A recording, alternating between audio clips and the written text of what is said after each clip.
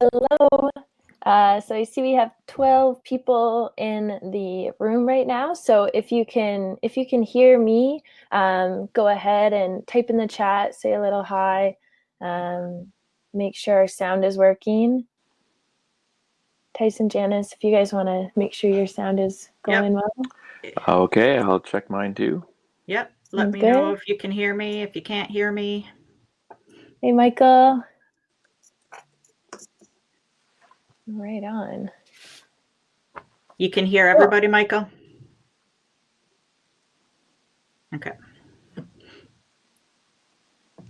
Awesome. So as people join in, we can do a little bit of an icebreaker. So hopefully you have a window nearby you. If not, imagine what it's like maybe outside of the room you're in, and let us know across the country. What's outside your window? What's the weather like today? Give us some details. What are you seeing? Snow. Snow. I have Taylor, sunshine. where are you? Cold Lake seems appropriate. Mm-hmm. We got snow a little bit yesterday in Kingston, but nothing that stayed. So thank goodness. There's been flurries dancing around this morning. Yeah. Just cold. Eugenia, Petawawa had some snow. But now it's sunny and gorgeous. Well, that's the same here in Kingston. Yeah. Michael, nice. Are you working on a garden? Sunny. Oh, nice. 10 plus. 10 plus tomorrow. I don't think we're that lucky. No. Diane, are you in Winnipeg? Yeah. Wow, there we go. We're jealous of Winnipeg's weather. It's going to snow all afternoon here. Yeah, oh man. Tomorrow? Here, right now. Oh. That's what my phone says. Hey, Chantel. A garden and a backyard reno. Cool. Rachel, you were just glitching a little bit there. Oh my god. Okay, well, I'll try and talk slower throughout the presentation, hopefully. Getting excited about Michael's garden. I love gardens. I will say I had some connection issues earlier today. They seem to be really good right now, but if I disappear momentarily, I will be back. Yeah. Somehow. Like Rachel too. I just lost Rachel's video. Yeah. Okay. Well, hopefully we can hang on for the full hour without too many technical difficulties. Knock on the desk. Minus 14 on Tuesday. Oh, it's depressing. Crazy. Oof. Awesome. 55, I'll assume that's Fahrenheit. Yeah. Fahrenheit, yes. You're not in the desert on the West Coast.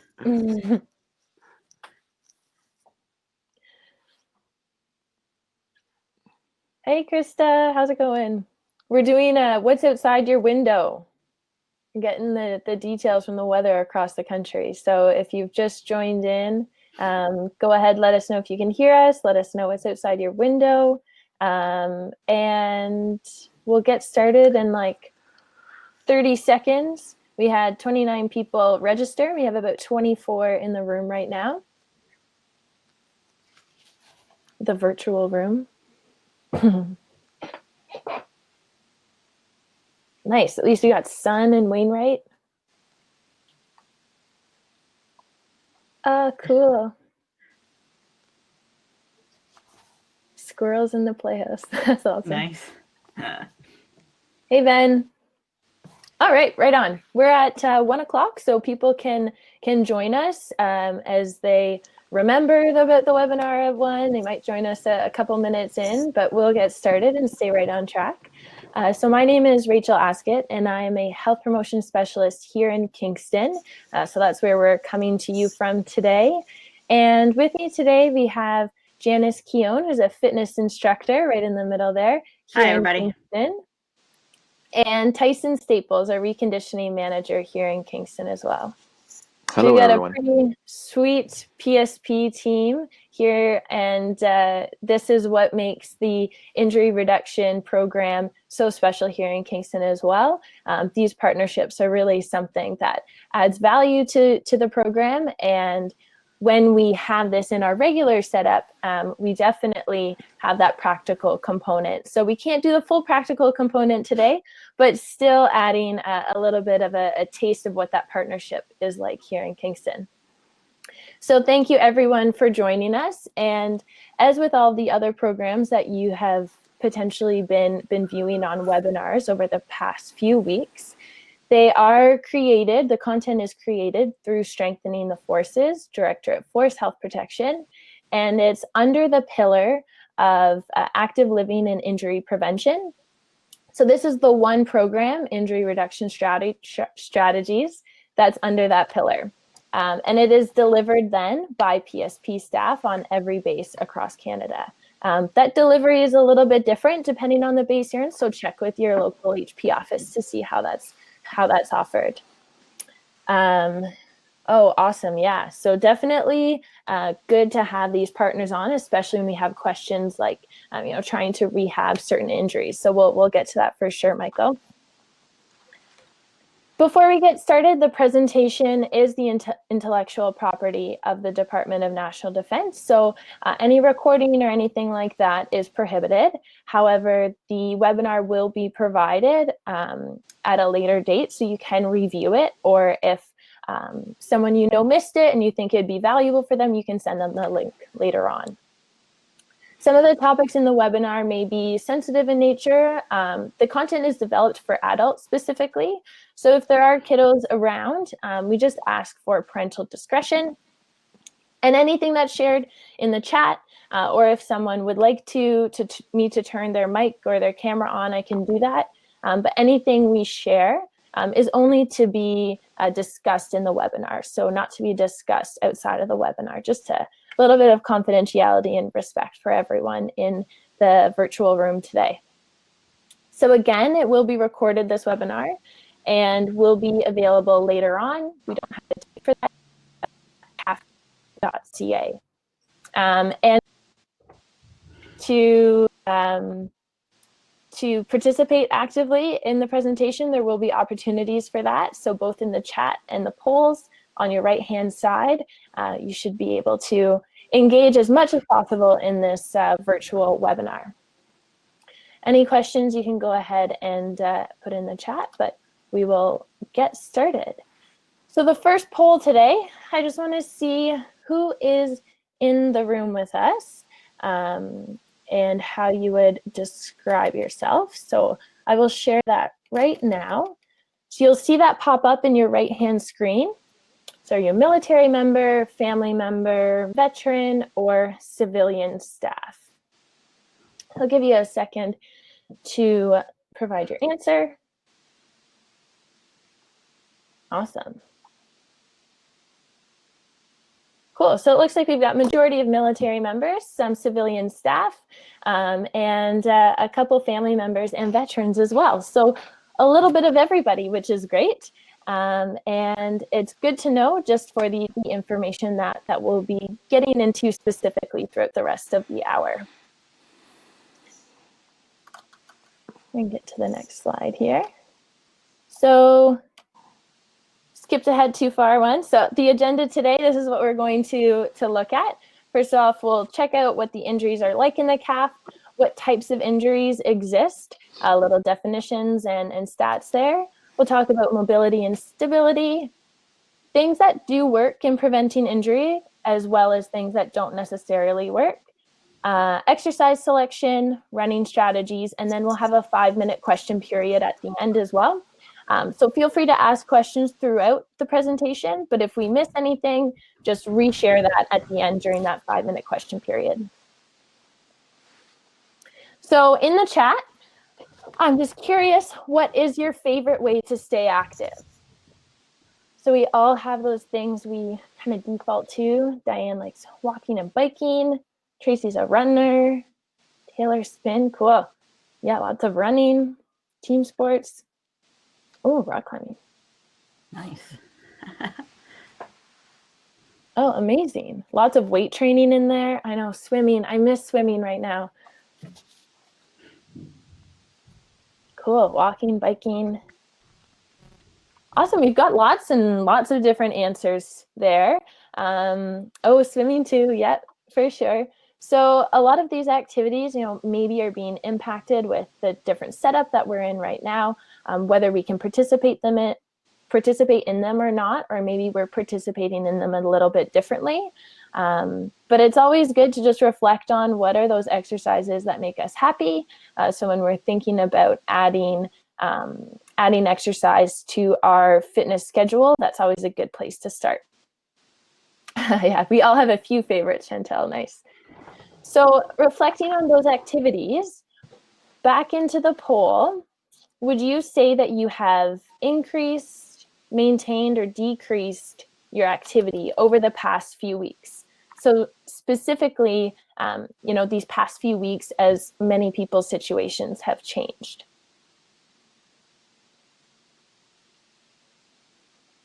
Another 24 answers, a couple more. Okay, so most people have actually decreased. So 14 people, their activity has decreased over the past few weeks. 8 have increased and about 6 maintained. So really interesting to see how current situation, changes our activity levels, and then how that could potentially impact our risk for injury in the future as well. Yeah, and we're all experiencing changes, so sometimes that decrease is definitely sad, Chantel, but hopefully we'll have some good strategies to maintain activity and prevent injury. So over the past 12 months, have you injured yourself seriously enough to limit your normal activity? Just a yes or no poll. So over the past 12 months.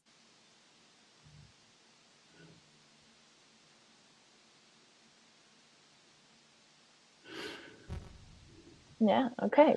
So 54% say yes. We've got 46% that say no, so just over half. Of those people, yes, I'm going to send out one more. How was that injury? Right, so was that battle-related activity, military-related, sports physical training, military physical testing, or other?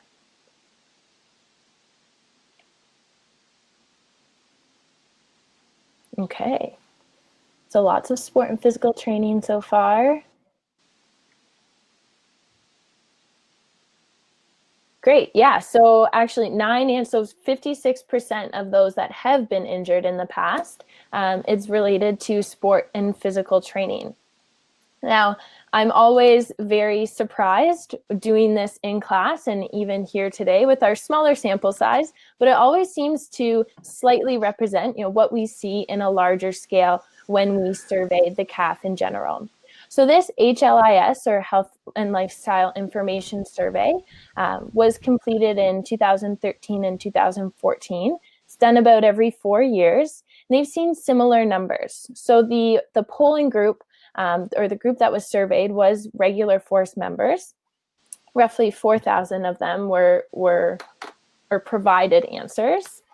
And so 41.9% of people sustained an injury over the past 12 months to limit their normal activities. So quite similar to what we saw today, almost half. We had a bit more than half in our group.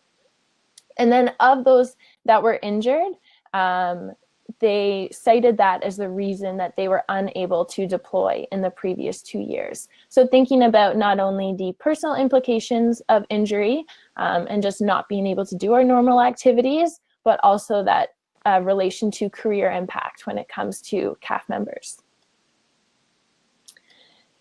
Those injuries start to break down into a couple different categories. So you may have experienced one or the other of these injuries. It could have been acute, right? So that's when you know something has happened right away. There's a point that you can pick out and you know you were injured, like you tripped and fell and twisted your ankle. That would be acute. RSIs repetitive strain injuries is when you're like, oh, I don't know what I did, but my back is sore, right? I don't know what I did, but my knee is bothering me. So things that happen over time start to cause injury. Just getting a message, we can't see you or Tyson. Interesting. Yeah, because I can see all three of us up at the top. Same. Me too. So is everyone having, oh, Chantel can see all of you. I can see everyone. So it might just be in your settings to decrease or increase the amount of cameras you can see. All right. Thanks for letting us know, though. Great to know you can see all three, the rest of you. Awesome. So. Oh, Kyle can't see Tyson. That's not missing much. Oh, that's okay. Yeah, that's fine. So back to the injuries here. So it could have been acute, right? You can pick out that point when you were injured, or repetitive strain injury has happened over time. You can't really think of that time when you were injured. Most of these injuries are happening during sports and physical training, just like we saw in our mini sample. 20.5 or 10.8% in military training. The next is office work or other duties. We see about 8.5% and 12.4 RSI. The format here has shifted our text a little bit, but it is 7% and 6.1% for military physical testing. Also leisure activities, 4.1, 3.1. Unpaid work, 3.8% and 2.5%.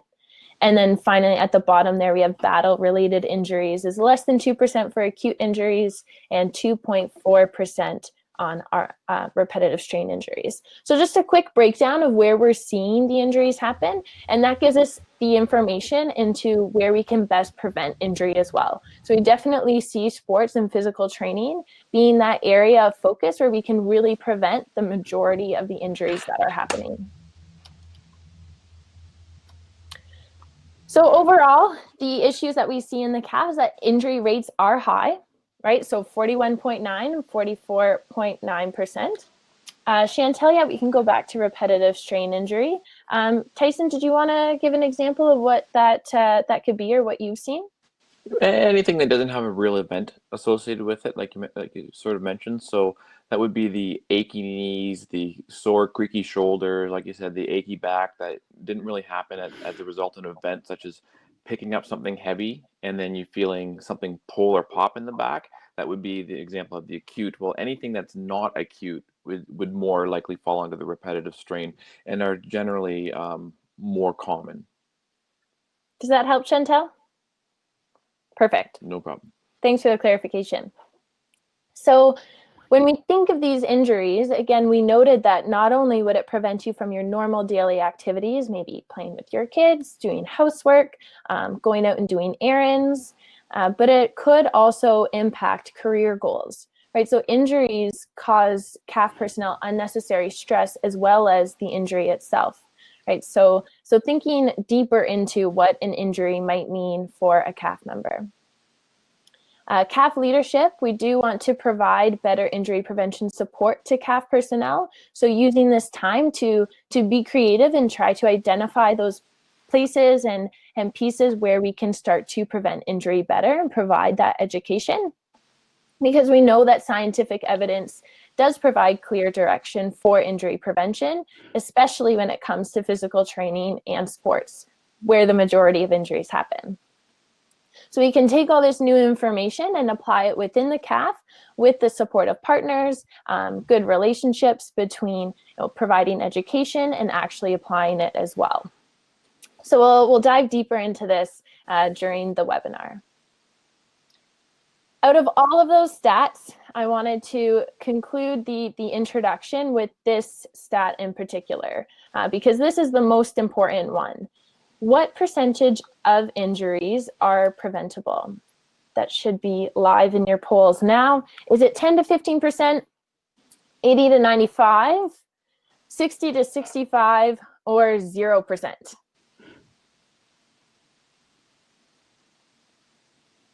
What percentage of injuries are preventable?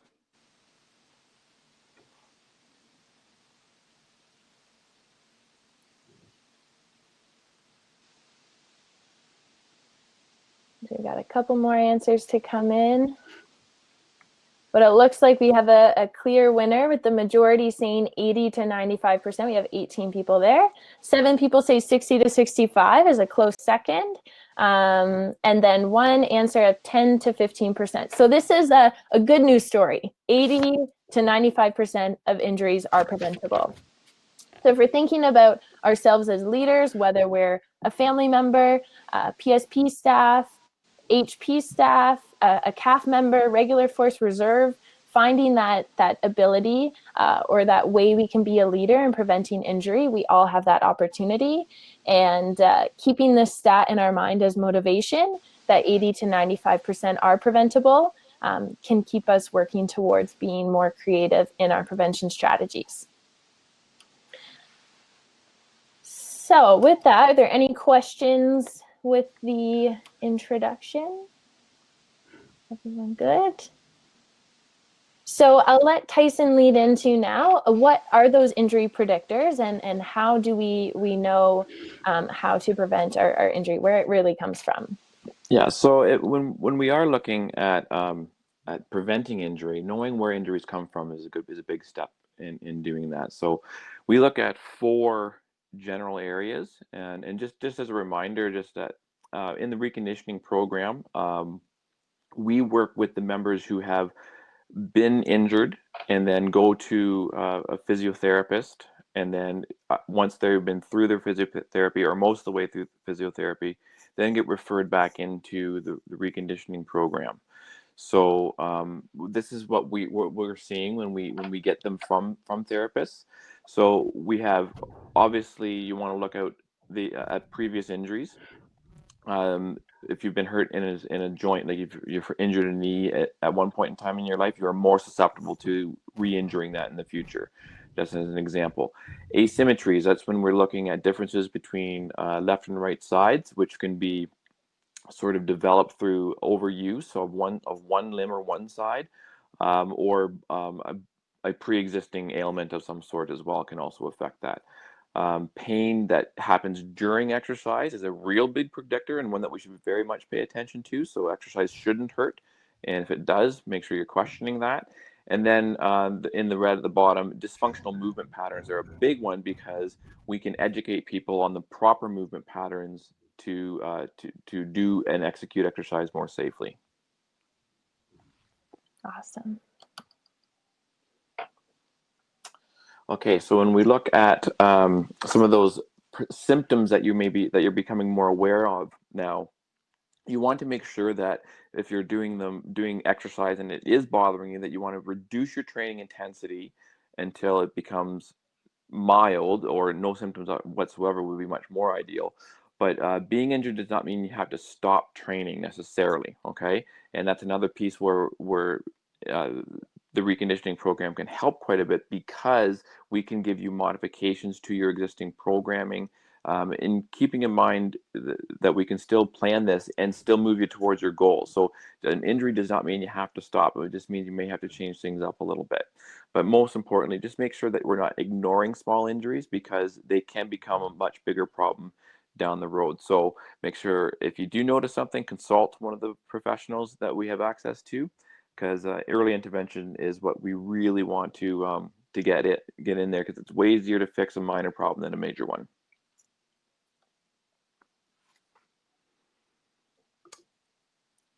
Okay, so when we look at some of the other, this is more from our dysfunctional movement patterns. If you remember that from a couple of slides ago, we have a pyramid of control. Now, in the bigger presentation, we actually do spend a little bit of time right at the very bottom piece when we talk about alignment, and that's more just a general reference. We're talking about your posture, how your body is naturally in alignment, both in a standing and seated position, and then make sure that you can carry over that alignment and that proper alignment into the exercise that you do. So much like I think most people can understand what good standing up posture means, your shoulders down, head back, chin tucked, all that sort of thing. But when we translate that into a movement scenario, sometimes that part gets forgotten, and we forget to maintain, or have learned how not to fall out of that position, I guess is another way of looking at it, and not maintain those proper alignments. So once knowing that alignment is sort of the base of all injury prevention, making sure that everything's in the right spot, we need the mobility and the stability piece, which is the next two steps up that pyramid, in order to maintain. Okay, and generally we would equate mobility and stability. It's kind of a chicken and egg thing. You need stability to have mobility, and you need mobility to create stability. So it's sort of neither is more important than the other.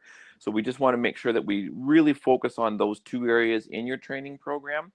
And depending on where you're at, you may need to prioritize that, or you may need to just have it sort of on a maintenance phase. And that's where working with a qualified exercise professional can help determine where you are on that spectrum. Once we've moved past that mobility and stability piece, we can start moving into the functional movement patterns, your squat pattern, your lifting pattern, your push-pull pattern, and the walking pattern, or walking running pattern locomotion, which Janice will get into a little bit later on. But we want to build those patterns into a part of our regular routine.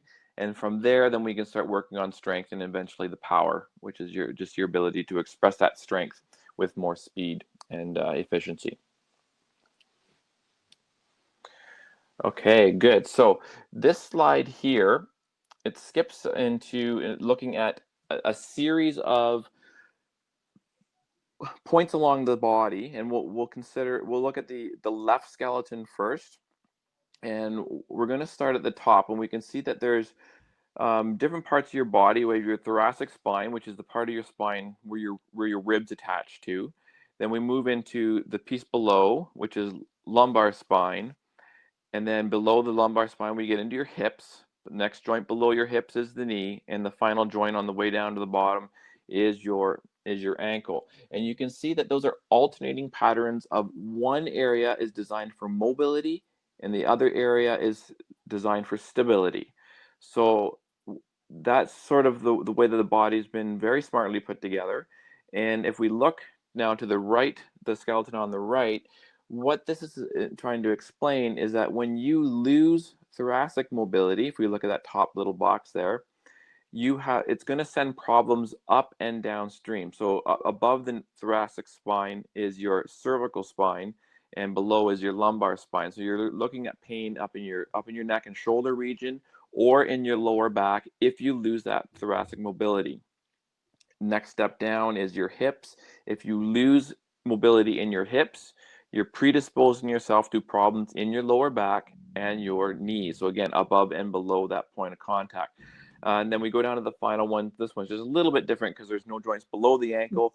But if you lose ankle mobility, you do have a lot of problems with knees. So and this is definitely what we see. So what this means is from my point of view, is when someone comes in experiencing low back pain, for example, I don't usually look at lower back. I look to see what's going on in the hips, and I look to see what's going on in the thoracic spine. And a lot of times there's deficiencies there, and we address those, and then we create the corrections, and magically the lower back pain disappears. So just an example of how we use the information that's out there to prevent bigger injuries from happening. I love it when you go through that, Tasia. It just makes it really clear too how engaging with those professionals early on in your injury is so key in trying to figure out the puzzle that every unique injury is too. Good. Did anyone? I guess we're going to have some chance at the end of this to discuss questions, anyways. Is that right? Okay, yeah. Perfect. So, so here are a list of things that don't prevent injuries, and I know that a lot of people have heard things like static stretching and holding one position, and you might do that before you go for a run. But everything on this list here have actually, although they're popular and although they make some people a lot of money, they don't necessarily or haven't been proven to conclusively help in the prevention of injury, and those are static stretching, orthotics, running shoes, even when they are specially or custom made for someone, and lumbar support, so the pads and stuff that you would put on a chair for your desk, or some of them are in your car, those sorts of things. And the same goes for braces. That would include back belts and weightlifting belts and those sorts of things. Okay, so that's what we're talking about with those things there. What does, however, has been shown time and time again, is modifying your training, and that is the single thing that can make a massive change in how your body deals with an injury, and how you can prevent an injury from recurring or other ones from happening in the first place. So that's why we certainly want to modify the way that exercise is handled, and done maybe a little more intelligently with the scientific backing.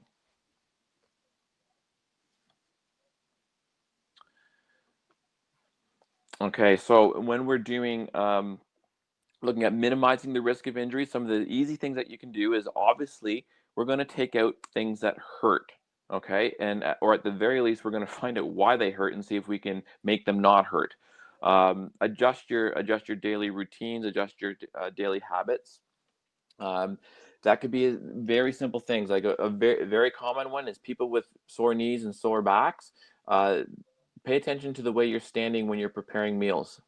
Just like little things like that if you stand and you shift all your weight to one side, well, that's creating a curve in your back, and you're overloading that one side. So that sort of skips a couple points down where you're addressing asymmetries. Well, those postures create asymmetries, right? So if you're mindful of your posture, mindful of that alignment piece that we talked about at the very on that pyramid slide, then you can prevent your body from having these asymmetries that lead to injuries down the road. Maintain fundamental mobility. That's basically to really simplify that concept. Is just making sure that all your joints move the way they are supposed to move. Okay, so are you able to get into a full squat position? Or are you able to raise your arms all the way above your head, or are you one of the these reachers when you go to reach something up above your head? Being able to maintain that mobility and making that a goal is a really important one, because it's a whole lot easier to maintain than it is to get it back when it's gone. Okay, and then maintain fundamental stability. So again, we have that mobility and stability piece working together.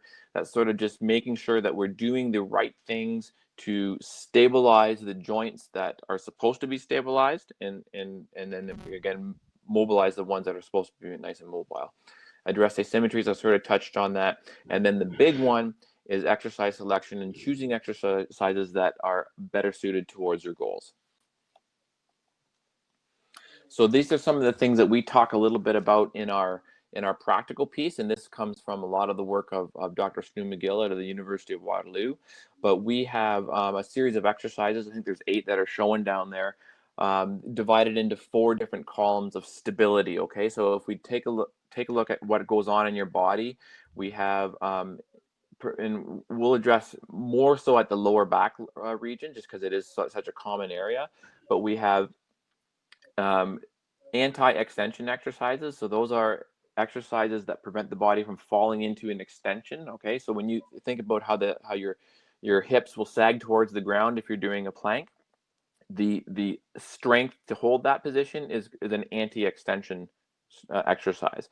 Okay, same thing with the next column over. We have that anti-flexion, lifting your hips up or preventing the hips from sagging. That would be the anti-flexion. Okay, so moving one more column over to the right, we're into anti-lateral flexion. Now we're looking at a side plank, and that ability to hold the hips up and not let the hips sag down towards the side here. That would be your anti-lateral flexion.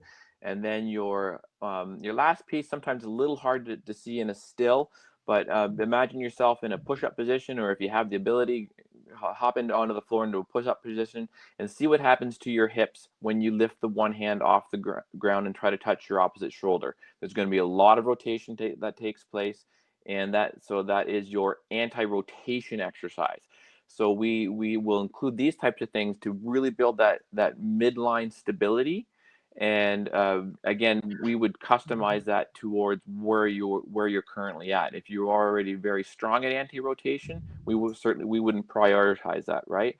Or if you can hold a front plank for 3 minutes with really good form, we're not going to prioritize that one. We're going to figure out what's going to be best for you.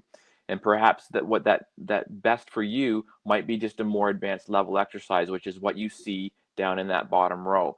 So those farmer carries, the double front kettlebell carry, the suitcase carry, and the supine Palloff press, those are just advancements to the little picture that's above them. Okay, they're training the same exercise pattern, which is the anti-extension, the ones that you see through the yellow row. Those are the patterns that we're trying to train, and then each column is showing the exercises that you can select. And there are several advancements that you can even make from there. These are just 2 very early level exercises that we can incorporate, early level exercise groups that we can bring in. Awesome. Thanks, Tyson.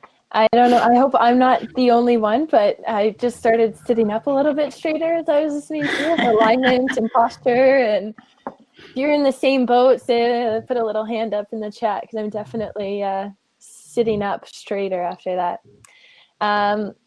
Moving into, Taylor's with me, Diane. Nice. See, we're already preventing injuries. That's amazing. And again, the benefit of being in a virtual webinar when your camera's not on is you can move around all you want. So if you feel the need to move, this is definitely a good reminder in the middle of the webinar at half an hour in. So I'd also like to ask you to share in the chat, what do you think the most common activity leading to injury in the calf is? So we know it happens during sports and physical activity most often, but what is the activity? Maxime, running.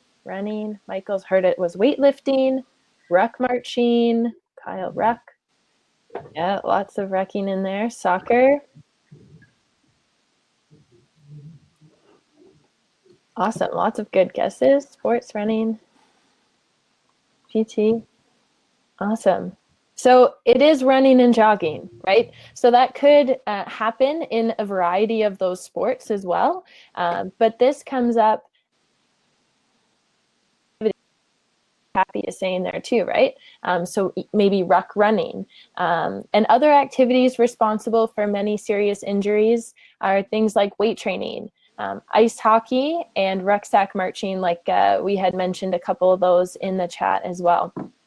So Janice is going to lead us through how we can prevent injury when it comes to running and jogging specifically, as that is the activity that injuries happen the most in. All right. So as we just saw, over the past 15 years, the highest burden in the calf for injuries has been running. So where do these injuries tend to stem from? So more than 80% of those injuries are from people doing too much too soon.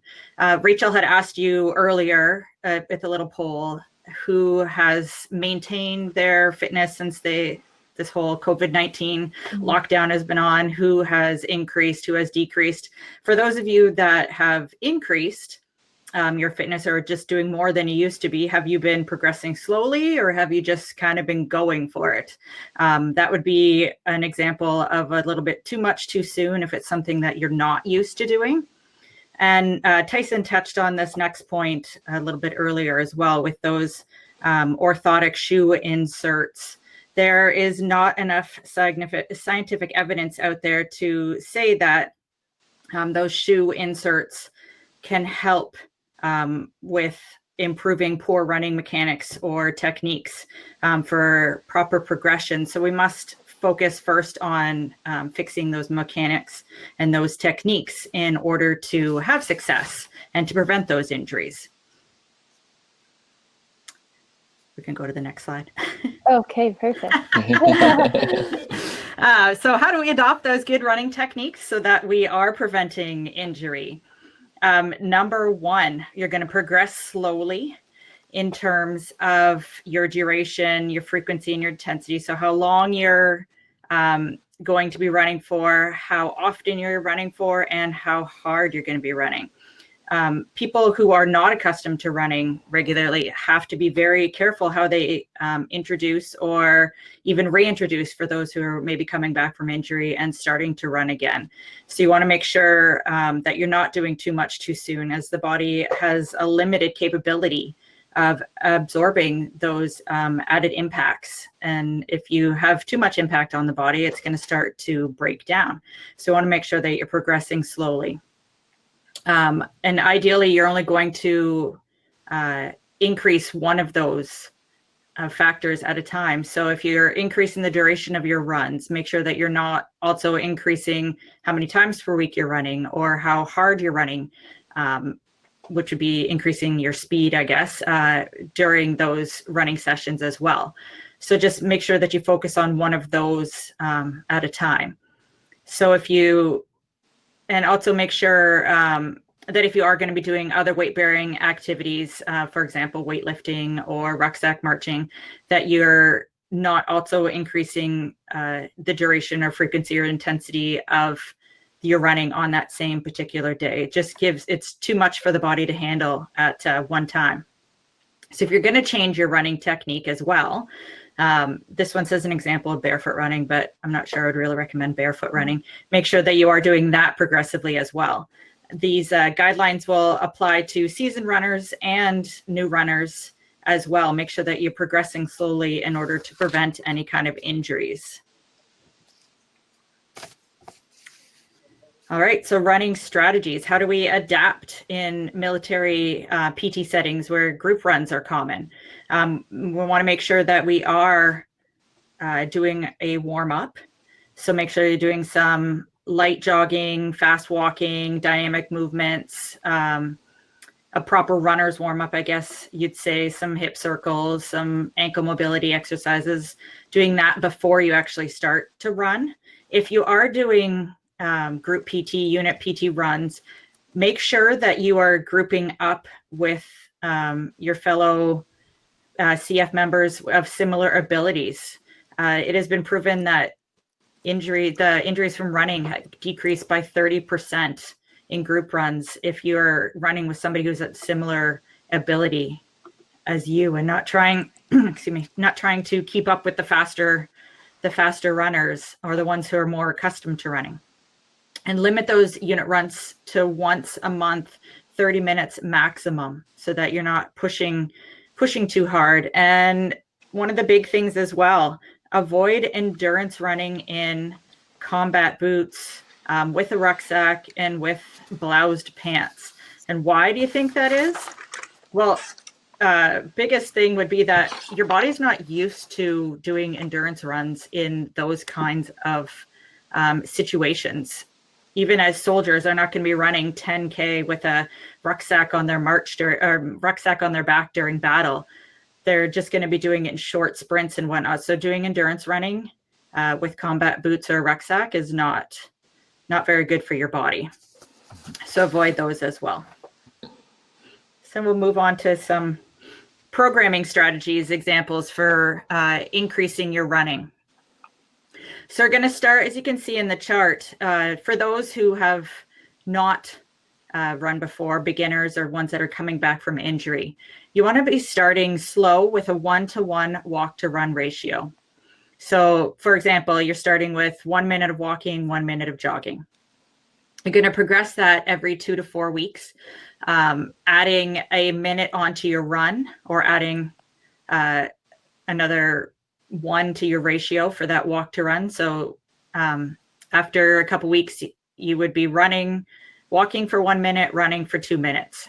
Maintain that for a couple weeks and then adding on another minute each time until you are eventually progressing to a 1 minute walk, 5 to 10 minute jog or run, up to a maximum of 30 minutes to start. So a seasoned runner would be somebody who can comfortably run for 30 minutes without causing any pain or injury. Any questions on that so far? Are we good? Okay, so now we move into how to run properly. So in order for the body to move more efficiently, as Tyson mentioned earlier, alignment is a big thing. It's right at the bottom of that pyramid. So when proper running form comes into effect, you want to make sure that you have nice compact arms, so they're in close to the body, moving forward and backward. We're not swinging our arms and expending too much energy. You want to have a balanced forward posture with your feet falling under the body center of mass, good symmetry and low distribution from side to side of the body, low ground contact time. So that's that low impact, quiet steps, and a proper foot strike, making sure that you are landing on that midfoot to the forefoot as opposed to heel first and then rolling through to the toe. More efficient landing midfoot. You're going to keep that alignment, as you can see in those pictures. You want to have your alignment so you're coming straight down from the body instead of reaching out with that foot. So landing in the midfoot area, quickly rolling your foot forward onto the ball of the foot or toes and springing off the ground. You shouldn't be thumping on that ground every time that you come through. Think of like a cat and how a cat lands softly on the ground and you're not thumping along like an elephant. Your knees and your legs are going to be fairly low to create an efficient stride. And try not to lift your knees up too high because that requires a lot of energy. And it's not going to allow you to transfer that to power and speed as you start to pick up your speed as you progress through your runs. Keeping those knees slightly bent to absorb the impact when you hit the ground, and avoiding those long strides, as I mentioned earlier. Make sure that your feet are landing underneath your body. If your lower leg is extending out in front of the body, your strides are going to be too long. So you want to make sure that you keep your knee low and foot is landing right underneath the body. Awesome. That nice tall posture. Yeah, Janice put together a great handout too of proper running form. So I'm just going to share that now in the resources. So if this is something that relates to you in particular, you can go ahead and download that as well. We'll move on to the next slide. All right. So any questions on running in particular there after we finish that little section up? Hopefully that handout is helpful. So as we wrap up before we move into the full question, I just want to brainstorm on some strategies for action, right? So we've just briefly talked about, where injuries are coming from, getting a better idea of how that pyramid works and how our mobile and stable joints alternate throughout the body. We've talked more about running, the stats on injuries in the calf. Specifically, what we want you to remember leaving this webinar is that 80 to 95% of all injuries are preventable, right? So that's our motivational piece, the thing that keeps us working to find more creative strategies to prevent injury for calf members. Again, reflecting on the ideas that Tyson and Janice brought up too, reflecting on our consistency, variety, progression, moderation, and exercise selection and training. So going out and accessing our fitness and sports instructors, our reconditioning staff, to make sure that our training programs are appropriate. Whether you're training for an Ironman or you just want to keep enjoying your morning walks for as long into life as you possibly can, right? There are training programs and things to consider that you can find support with exercise professionals on every base. Equipment, right? So we might have some more questions on this coming up in the question period, but knowing that maybe orthotics aren't the best for preventing injury in particular, but there are certain things like foot braces, especially in sports where you're moving quickly side to side, that can provide some support and prevent injury. Things like helmets, right? Or mouth guards. These pieces of equipment that we can use during soccer, sports like hockey, that definitely reduces injury.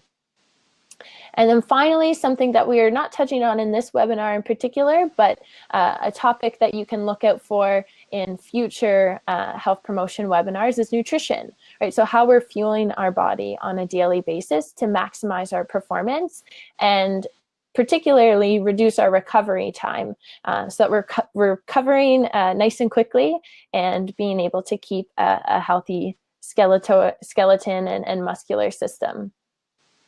So with all of this information in about 45 minutes, does anyone have any strategies for action that they could implement right now? Maybe some ideas that they could do either for themselves or even for their unit, right? Or the members that they may support on their base as well. Any ideas? Bueller. Yeah, right? Brainstorming time. I know some people were reflecting a bit back on how they ramp up their programs.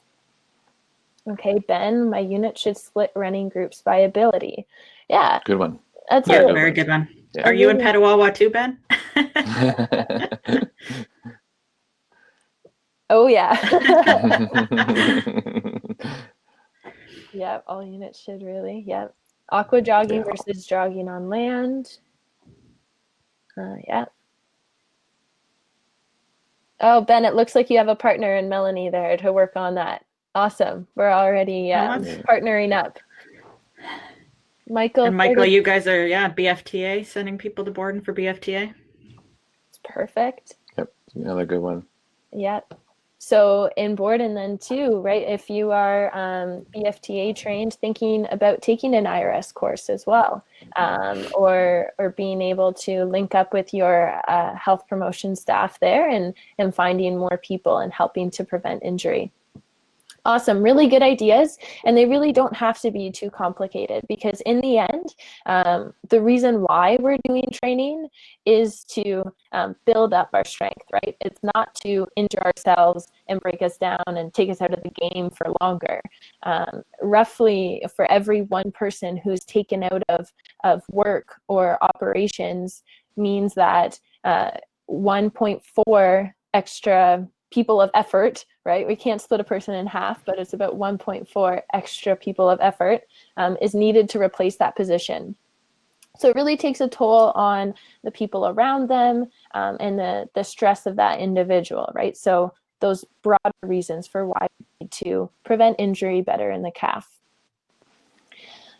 So with that, we do have some extra resources that we like to share in these presentations. So you can take a screenshot of this if that's helpful to you. We have the SIFMAP program, Canada's Suicide Hotline, more information on COVID-19, right? So one good resource, you don't have to have many different news sources coming at us at once. Family Information Line, the Sexual Misconduct Response Center, Kids Help Phone, and the ARC line in support of COVID-19. So great resources.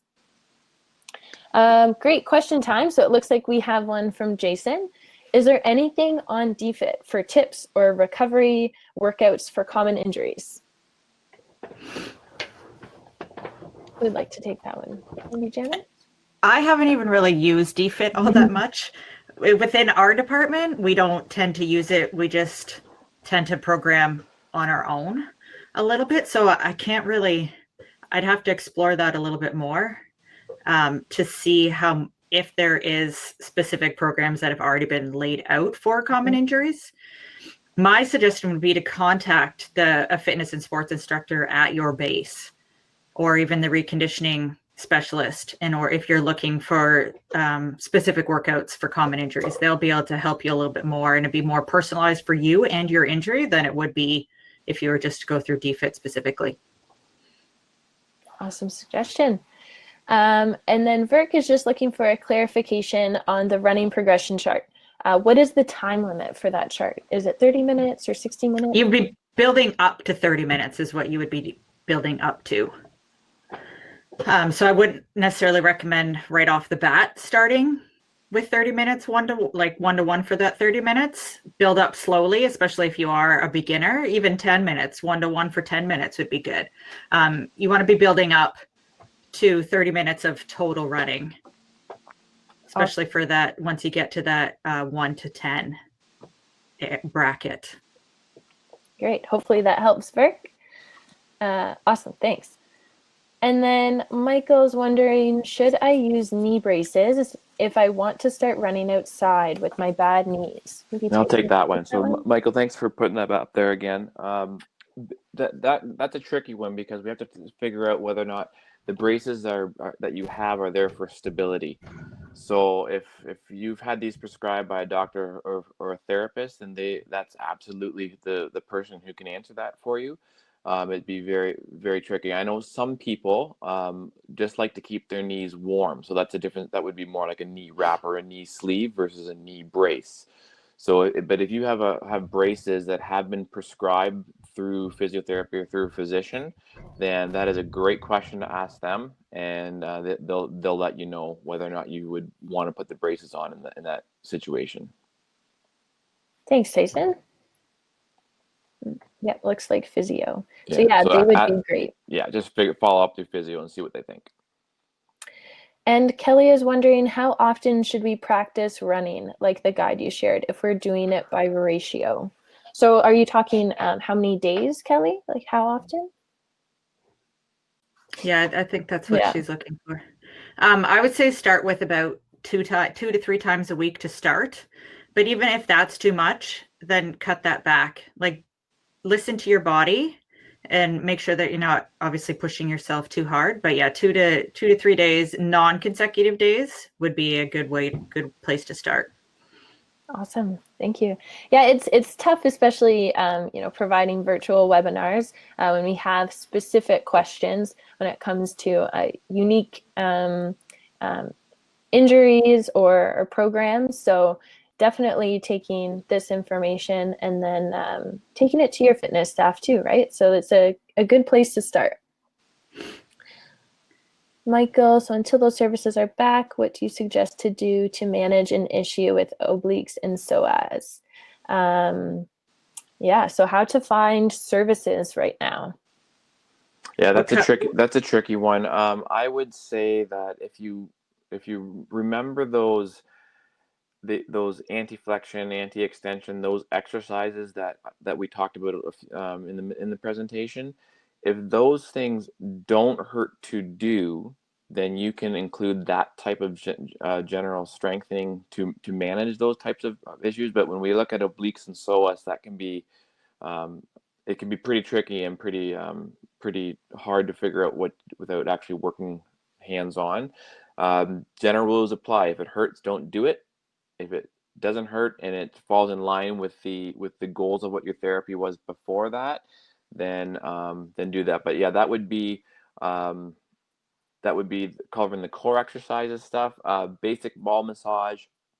I don't generally recommend unless someone has been shown how to do that properly. So that's sort of a maybe. I'll put that as an answer on that one if that helps. Mm-hmm. What kind of issues with the obliques and psoas? Like pain, or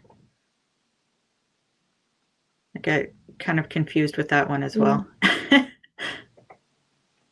I just assume by issues we mean like pain and weakness. Yeah. Okay. Yeah, like we'll just lump them together. pain and or weakness. Yeah. Dysfunction. Yeah. Too much sitting. Yeah. You need to work on stretching through those flexors. Yeah.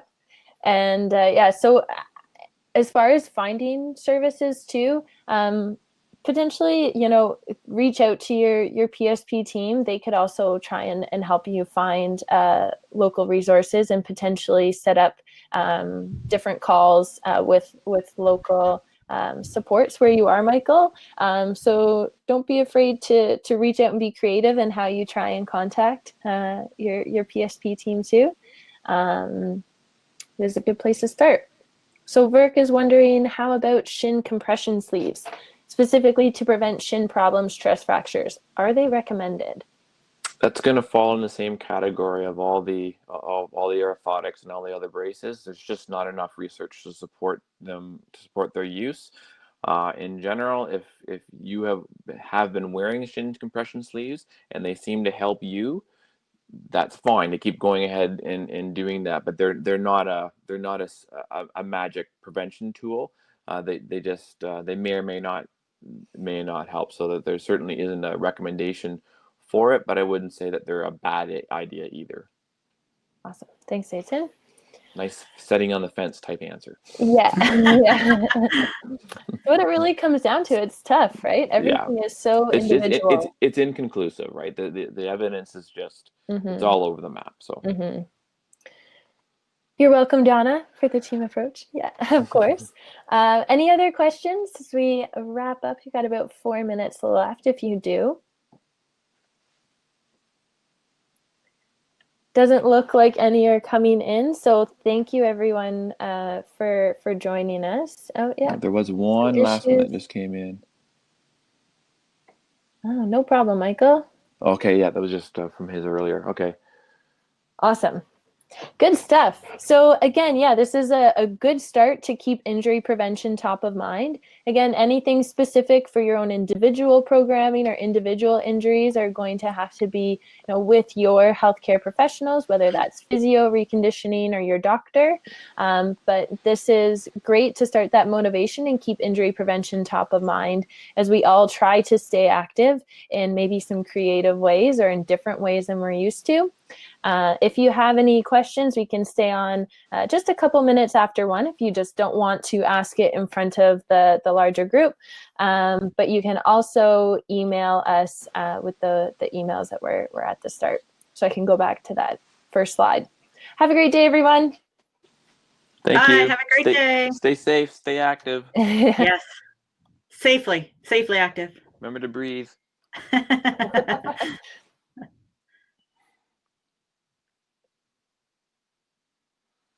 Workout time. Yeah, nice. Yeah, workout time. That's where I'm going next. I did it right before this. Yeah. Yeah. Oh man, I can't get back to the first slide. Oh well. I'll write my email down here. I have access to go through the slides this time. Oh. There. So if you have any questions, I just put my email in the chat. Oh, there you go. Thanks, Janice. You're welcome.